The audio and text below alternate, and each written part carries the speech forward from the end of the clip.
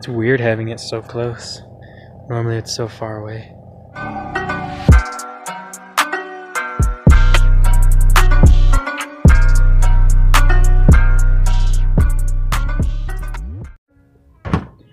What's up, everybody? Welcome to an awesome day here in Utah. And in fact, it's so awesome. The weather today is tolerable without a jacket. So that's pretty freaking awesome. You can't see my face. There I am. But today is also a good day because we are finally getting back to working on the Thunderbird. Because of the weather, I can actually be out here and not freeze to death or close to it.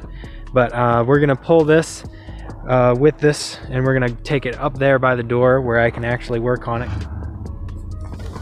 Okay. Forward we go. I do not have any brakes.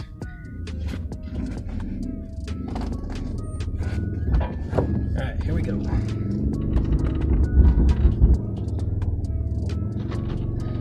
This thing definitely needs power steering. So heavy to turn.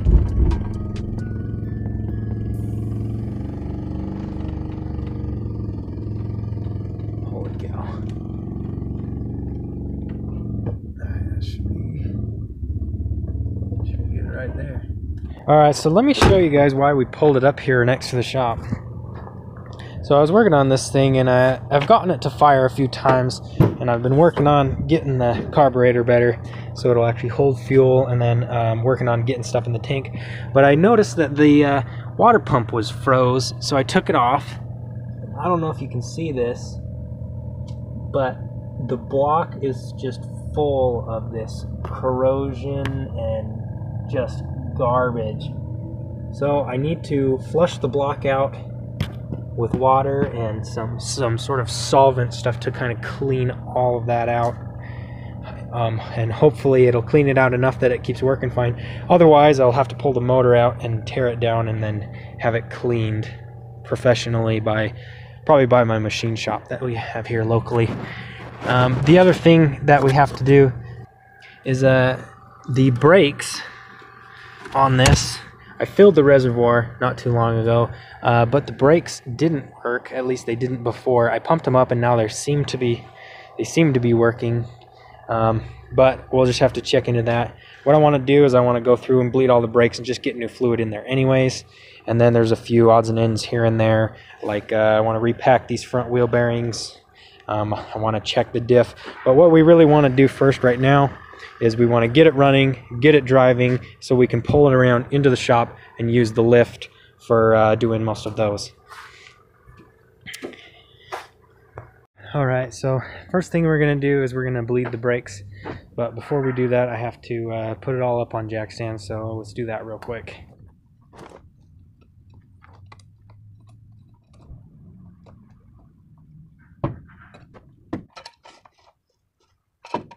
Alright, so now that the car's all up on jack stands, what we need to do is we need to pull all the wheels off, and then we'll move on to the next part.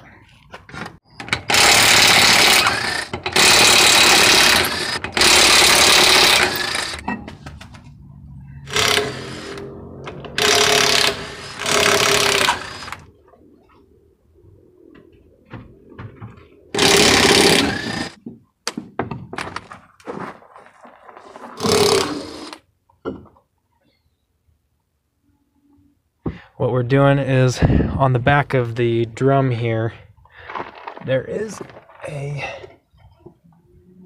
this guy right here, that guy right there. That little nipple, you just break those open and it will allow for the fluid to go through the line and then out, which we're just gonna do it anyway, and just so we have nice fluid all the way through the lines, because I have no idea how long this thing has been sitting for, and it'd just be nice to have that peace of mind. So let's get those broke loose, and then we'll see if we can get it bled. Alright, now there's three ways you can do this. You can use, to break it loose, you can use a line wrench like this, which is basically the same thing as an open end wrench, but it's got a little, I don't know if you can see, It just has a little part right there that comes in that just gives it that much more grip. You could use a line wrench, use the box end, but these are typically 12 point. That's what a 12 point looks like. And that's a lot of times on something that's this rusty, it usually either strips them out or just breaks them off. What I like to use just to break them loose is a socket, if you can get one in there, because it is a 6 point. Let's see if you can figure it. Yeah, because it is a 6 point, and it has a lot better grip, and it's just less of a chance of it stripping out or breaking off. So let's get that broke loose. Man, it's tight. I had to get a wrench with a longer handle because it's really stuck in there. I just need a little more leverage, hopefully, to break it loose.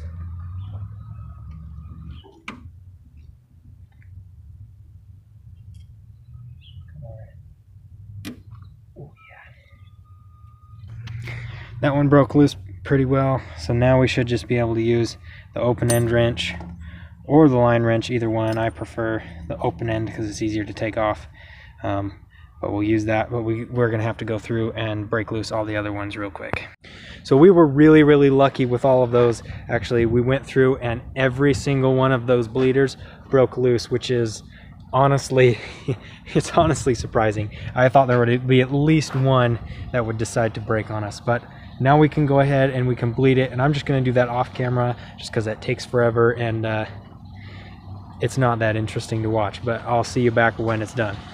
Alright guys, so I got all the wheels bled, and I'll just show you real quick. So as you can see, this one is the one, this one works. This one bled out, it has all good fluid in that line. Now back here, this one here and this the other side, both rear, nothing came out of them, not really. I mean, they're a little bit wet. Show you. They're a little wet back there, but nothing came out of them. So I'm gonna have to like go through the line or something. It's probably plugged up. And let's see. This side was the same way. Nothing came out. That line's probably plugged up too. And this one as well. This one a little bit more came out of. You can see it kind of squirted a little bit, but really there's not much that came out. And so the other side, that passenger side, is the only brake caliper that works at all. So that's all we're going to be running on for a little while till we get it inside on a lift where we can pull a line out and blow through it with some air and see if we can unclog them, or we might even have to replace the lines completely. All right, so I was trying to get it running quite a while ago, and what happened was the water pump was seized, and I'll just show you one more time real quick what we're looking at. And all this stuff, I don't know what to call it, like scale or whatever, all it is, let's get this over here. All it is basically dried out antifreeze. So this is like the, it's some type of glycol, I think, but it dries out, and this is the residue that's left. So this has been sitting for quite some time. Like, I mean, it's got to be sitting for at least 10 years, not run and not nothing, you know. We need to try and flush all that stuff out of a block before we can put the water pump back on and fill it, because I did clean the water pump and it's unstuck now. So what we're going to do is I'm going to scrape some of this off and then see if I can poke a hole through, and then I'm going to stick the hose in there. I'm not really going to use any sort of special tool, just a screwdriver, just to see if I can make my way through that grime.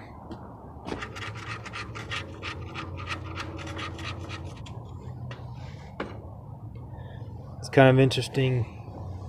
I thought it would be a lot harder than that, but it's kind of coming out as this, just like a powder. But that's kind of nice. If it keeps coming out like that, a lot of it should come out pretty easily.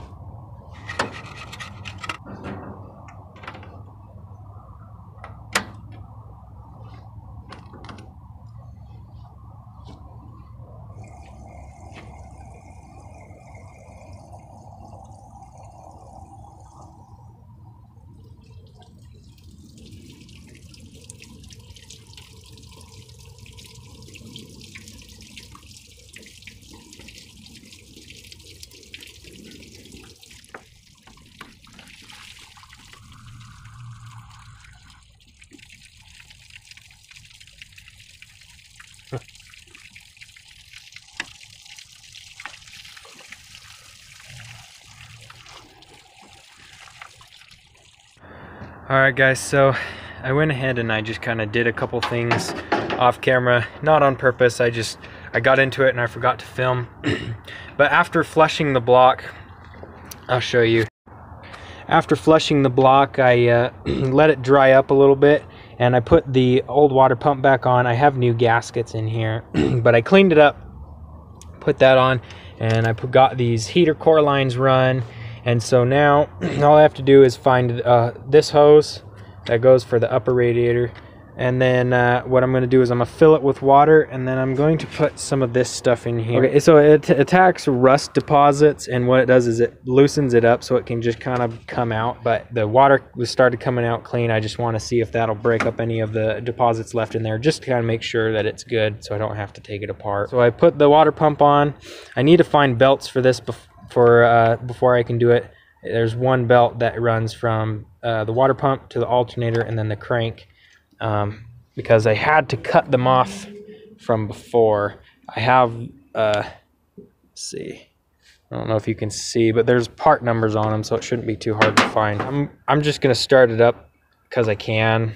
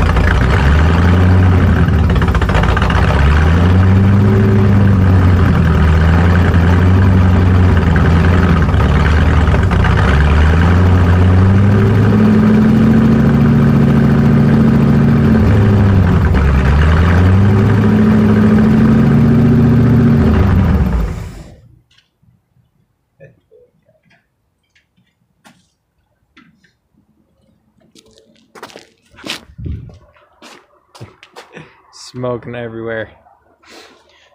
It's just smoking because there's a lot of oil on the headers, and when it gets hot it just kind of smokes it off. I'll stop there, otherwise it might catch on fire, but probably have to do that a couple times, get all the oil off. Alright guys, I'll give you a little update on the 5.4 real quick.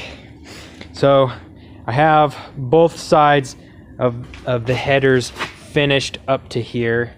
You can see those are the other two, and finished by, I mean, they're welded, so they're pretty solid.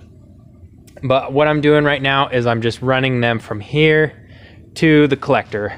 I welded up the collector just barely, and so what I'm doing now is just running them there. But I did kind of by trial and error, I found out that you can't connect both sides and just weld them together because they doesn't come off.